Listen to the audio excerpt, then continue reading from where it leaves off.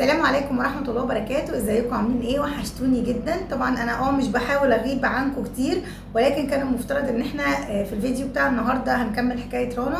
واصلا المفروض حكاية رنا كانت تتذاع الاربع اللي فات، لكن انا فعلا كنت في حالة اكتئاب شديدة جدا بسبب مشاكل عندنا.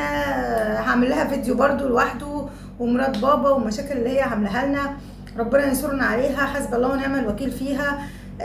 ومشاكل تانية كانت مع اليوتيوب شخصيا، وانا بعمل الفيديو النهاردة علشان احكي لكم وافهم الناس اللي مش فاهمة، او حد لو عنده قناة صغيرة. طبعا اصحاب القنوات الكبيرة كلهم هيكونوا فاهمين اللي بقوله ده بل بالعكس، ده انا فهمت منهم.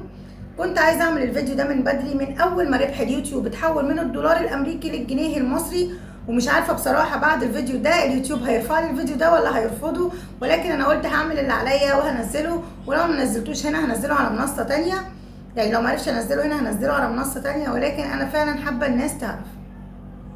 اليوتيوب بصراحه وبكل صراحه كده ما بقاش للناس اللي عايزه تعمل قناه مبتدئه ولسه عايزه تبتدي. اليوتيوب ارباحه ما بقتش زي زمان، اللي عمل ارباح من اليوتيوب عمل خلاص. انما من اول لما الدولار اتحول لجنيه مصري بقى فيه، انا مش عارفه ازاي، ولكن الحسبه كده مثلا احسبها لكم. هو الدولار فيه 50 جنيه، يعني الدولار واحد بيساوي 50 جنيه. معنى كده الدولار فيه 100 سنت. تمام، خليكم معايا عشان الحسبه ملخبطه شويه.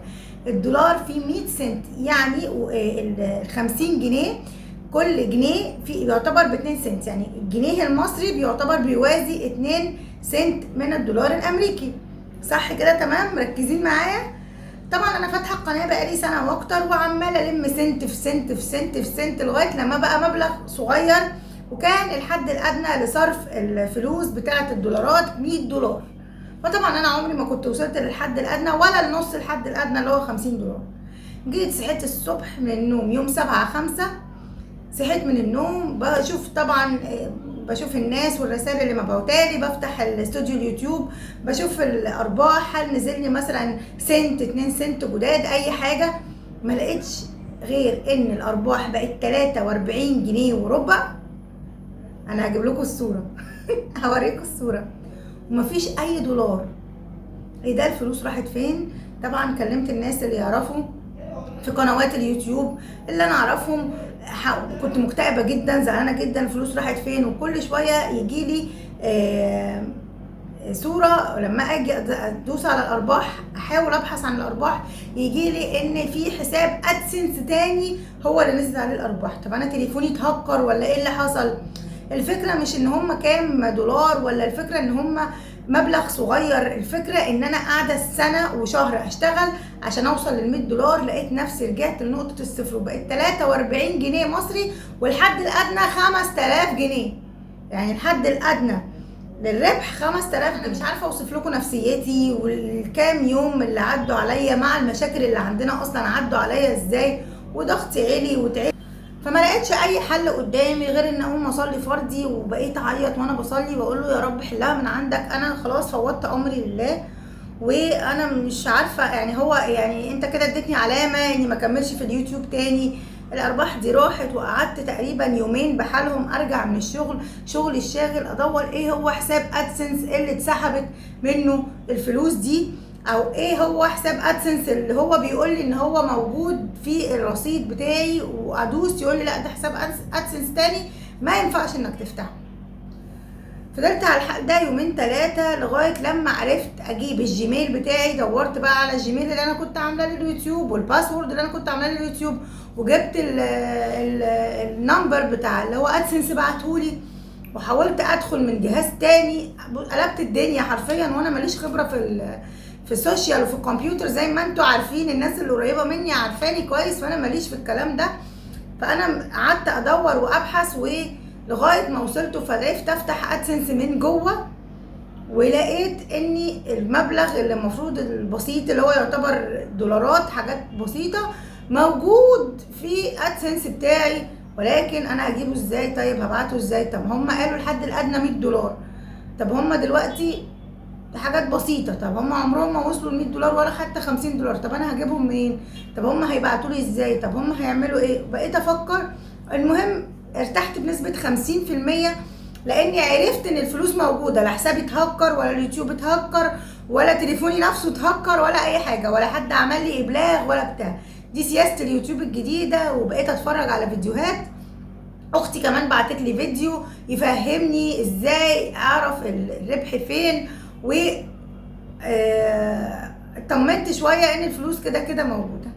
وخلاص انا هقعد ازعل ليه بقى؟ الله جاب الله خد الله عليه العوض. هم اساسا ما يكملوش 2000 جنيه.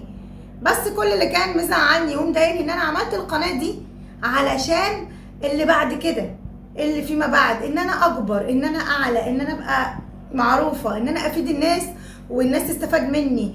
فاتقفلت خالص وما كنتش قادره خالص حتى اطلع او اشرح لكم اللي حصل لي والوضع اللي حصل مع اليوتيوب. وكنت ببص بقى على زي ما قلت لكم في الاول ال 43 جنيه وربع، ان هم تاني يوم انا كنت لسه منزله فيديو ساعتها، اللي حصل ده كان يوم 7/5، كان يوم 4 تقريبا، كان يوم 4. فاليوم ده انا كنت منزله فيه فيديو اللي هو حكايه رنا اول جزء. طبعا انتوا عارفين ان انا ببقى مصوره قبلها ومنتجه قبلها ورافعه الفيديو من قبلها، فكان ميعاده يوم الاربعاء. المهم نزل الفيديو ومستنيه الربح يا جماعه.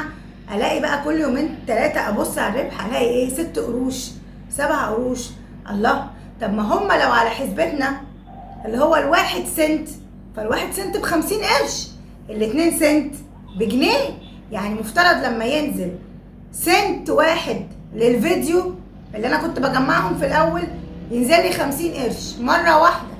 طيب لو نزل لي 2 سنت يبقى ينزل لي جنيه. لو نزل لي دولار كامل يبقى المفروض الفيديو يبقى عمل 50 جنيه. فلقيت ان تعبي في تحضير الفيديو، تعبي في مونتاج الفيديو، طب الفلوس اللي بدفعها عشان النت، اشحن باقة النت ده كده، حتى لو عرفت اجيب بال 1800 ولا 2000 جنيه اللي في ادسنس ما يجيبوش النت اللي انا دافعاه. ايه ده؟ فيه ايه؟ طب انا ايه اللي هعمله بعد كده؟ فقلت اعمل الفيديو ده اقول للناس اللي قنواتها لسه مبتدئه، يا اما تدعموا نفسكم من حد كبير يعرف يدعمكم علشان تقدروا تعدوا، او تقفلوا القناه او حد يسوق لكم للقناه اللي هي الاعلانات المموله، او يعني ليها كذا حل الا انك تبتدي زي حالاتي كده، لانك عمرك ما هتوصل. لازم تبقوا عارفين اليوتيوب زي ما بقول لكم، اللي كسب فلوس زمان كسب خلاص. في مجال ان حد يعرف يعمل اللي الناس عملته زمان. الناس اللي مشهوره طبعا لا هتبص للسنت ولا 2 سنت، اساسا الاعلانات بسم الله ما شاء الله بتدخل لها، واحنا لينا نسبه في الربح من الاعلانات. كمان عايزه اقولها لكم ان اليوتيوب بياخد جزء، يعني المعلن لما بيديك اعلان بيديك مثلا 10 دولار، فانت تقريبا بتاخد 3 دولار واليوتيوب بياخد 7 دولار حتى لو انت فعلت الربح. فالموضوع ما بقاش الواو بتاع زمان او الربح بتاع زمان. موضوع بقى ان انا اكمل في اليوتيوب او ما اكملش، ان شاء الله انا مش هوقف في الفيديوهات، ولكن انا مش هبقى بنفس الحماس بتاع الاول ان انا اعمل فيديو و2 في الاسبوع، لان ده بيرهقني جدا. التصوير لازم وقت، ولازم وقت ما يبقاش فيه دوشه في الشارع، ما يبقاش فيه صوت الاذان، ما يبقاش فيه دوشه في البيت، بيبقى لازم الدنيا تبقى ساكته الى حد ما. تاني حاجة لازم انا اكون فاضية لاني بحضر للفيديو. تالت حاجة المونتاج. رابع حاجة النت في عشان انزل الفيديو او ارفعه. فبيبقى فيه كذا حاجة. انا كان نفسي اطلع لكم لايف واقول لكم كل الحاجات دي، بس مع الاسف انا بصور متأخر بالليل، وده الوقت في الغالب اللي بيبقى مناسب ان انا اعرف اصور فيه. ف انا كتير قوي والله وانا بمنتج الفيديو كنت بنام واقوم انطر نفسي كده ان انا فوق عشان انجز واكمل الشغل. فده طبعا ارهاق ليا جامد، وانا علشان ادي لنفسي دعم ان انا اقوم واقف واعمل ده تاني برضو كان برضو حاجة صعبة عليا، لان انا تعبانة ومرهقة من الشغل. فمعاكم انا ان شاء الله معاكم وهكمل باذن الله. بس معلش انا هبقول لكم على المواعيد اللي انا هبقى انزل فيها الفيديوهات. لسه ما قررتش زي ما قلت لكم، اصلي استخاره اشوف انا هكمل بنفس الحماس ولا لا، لان بجد تقيل قوي ان انت تعمل كل المجهود ده وفي الاخر تلاقي نص جنيه نزل لك في البتاع والله، وما بيكملوش النص جنيه. فالموضوع صعب قوي. لما كانوا 2 سنت ولا 3 سنت برضو انا كنتش حاسباها بالدولار ولا حاجه، ولكن انا كنت عارفه ان انا في يوم من الايام هوصل. لقيت نفسي رجعت لنقطه الصفر. الفلوس هتتحول ان شاء الله، وكذا حد طمني ان هي هتتحول على حساب ادسنس ما دام الحساب البنكي بتاعي مظبوط. ولكن في العموم انا كده كده مديونه للبنك فهي لو نزلت هتتاخد، مش المشكله حتى الواحد يسدد جزء من ديونه.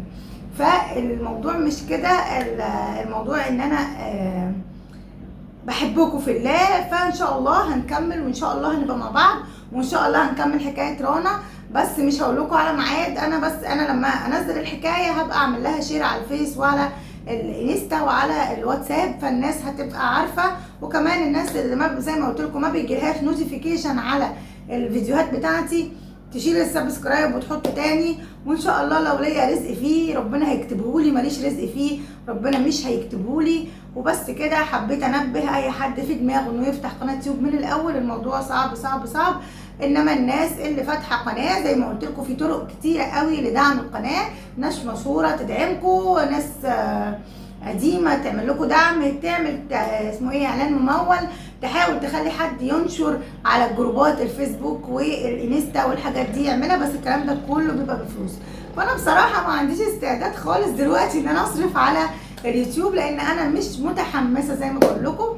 وبس كده ده كان الفيديو بتاعنا النهارده، وزي ما بقول لكم اشوفكم على خير وبخير، مستنيه تعليقاتكم اللي بتحمسني وبتشجعني عشان اعرف اكمل.